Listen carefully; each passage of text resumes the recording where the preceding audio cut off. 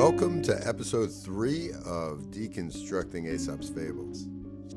Today, another story with another group of fun animals, the mouse and the frog. And they don't mention it, but there's also a bird.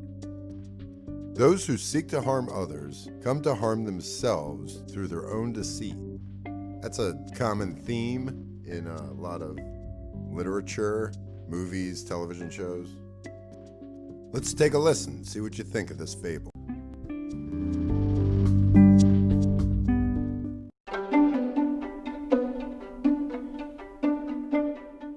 A lighthearted look at Aesop's fables and what they mean in today's world. Let's deconstruct each fable to find out who is learning the lesson and what really the lesson is to be learned.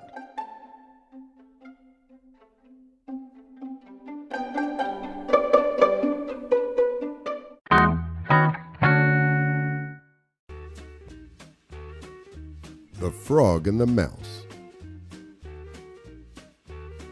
A young mouse in search of adventure was running along the bank of a pond where lived a frog. When the frog saw the mouse, he swam to the bank and croaked.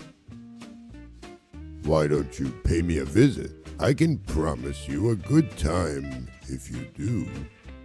The mouse did not need much coaxing, for he was very anxious to see the world and everything in it. But though he could swim a little, he did not dare risk going into the pond without some help. The frog had a plan. He tied the mouse's leg to his own with a tough reed. Then into the pond he jumped, dragging his foolish companion with him. The mouse soon had enough of it and wanted to return to shore. But the treacherous frog had other plans. He pulled the mouse down under the water and drowned him. But before he could untie the reed that bound him to the dead mouse, a hawk came sailing over the pond. Seeing the body of the mouse floating in the water, the hawk swooped down, seized the mouse, and carried it off, with the frog dangling from its leg. Thus at one swoop, he had caught both meat and fish for his dinner.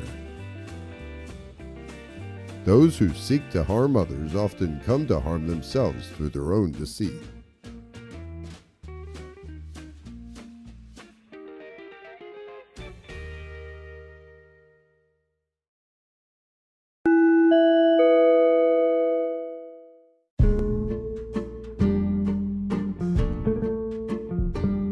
All right, let's break this down a little bit. A mouse goes out to have fun. It's just looking for adventure. It's running along, goes out to have some fun. There's a frog. Apparently that frog has been sitting there waiting for someone to come by. I don't necessarily think it had to be a mouse, but it was waiting.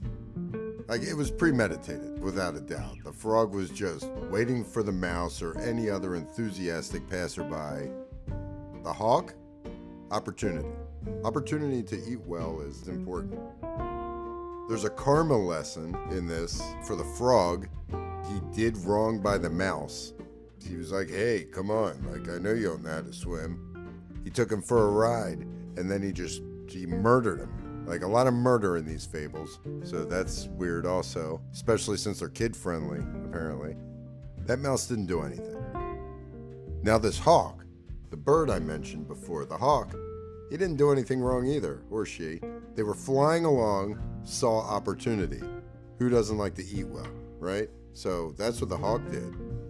This all is a very relevant theme. I'm sure you can come up with something that's happened in your life, or a story you've read, or a TV show you've watched. You know, there's karma built into the story. The frog did wrong by the mouse. The mouse didn't do anything wrong. The mouse is a pawn. That happens a lot. The innocent are unfortunately just disposable in stories like these Aesop's fables. This time it just happens to be a mouse. When I look at the lessons being learned here, the first one for the mouse is don't go out and play. Don't look for adventure because you're gonna get killed by an old frog. I think we can all agree that the mouse was innocent. How about the lesson of don't attack the innocent, that just go out to have fun? The frog learned his lesson because he ended up dying. There's really no lesson for the hawk. I guess maybe the lesson is keep an eye out for deceptors to eat. There's a lot of terrible people out there in the world, so that hawk should never go hungry. Lesson learned. Good job, Aesop, making these terrifying animals teach lessons to children. Those that seek to harm others come to harm themselves through their own deceit. Think of a time where something like that's happened to you. I'm not trying to bring up bad times. Think about a time you did it to someone else. I don't know. I'm not sure who these lessons are for. Aesop is just putting it out there. To relate it to something that's going on right now, the frog could really be just anybody not wearing a mask. The mouse is the person wearing the mask, and then I guess the doctor is the hawk. All right, that's my afterthought.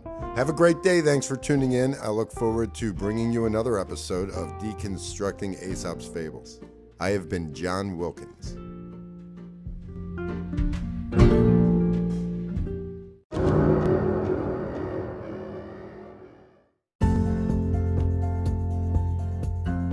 Hello, this is John Wilkins with a little message. If there is a specific fable that you would like deconstructed, I am happy to do it. Find Aesop's Fables on Facebook and then pick out a fable that's been read, and I'll be happy to deconstruct that one sooner than another one. Also, if you're familiar with Hit Record, I have a project there where you can write your own fable. Input is always welcomed. Just send a message. Links are in the details section. Thank you for tuning in.